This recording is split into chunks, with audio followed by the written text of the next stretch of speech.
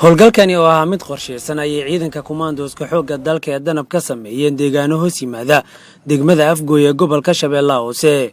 howlgalka ayaa ujeedkiisu ahaa baadigoobka horjoogayaal ka tirsan maleeshiyaadka argixisada Al-Shabaab iyo burburinta meelaha ay gabaada ka dhigtaan.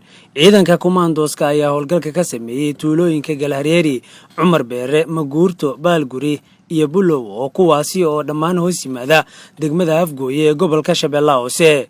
waxaana ciidanka ku soo qabteen howlgalka horjoogayaal ka tirsan maleeshiyaadka argixisada Al-Shabaab kuwa oo ku dhuumanayay tuulooyinka ciidanka ay howlgalka ka sameeyeen. sidoo kale kumaandooska ayaa burburiyay meelo dhowr ah oo kayn ahayd oo ay ku dhuumaalaysanayeen argixisada.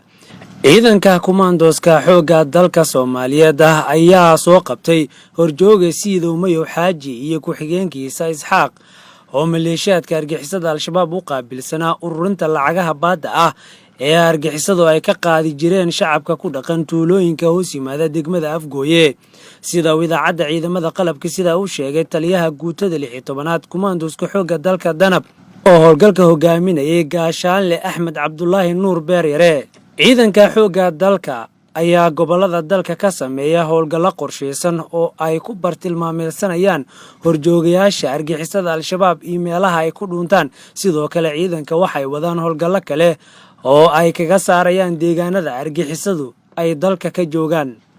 Maxamed Muuse Maxamed, warbaahinta codka ciidamada qalabka sida degmada Afgooy ee gobolka Shabeellaha Hoose.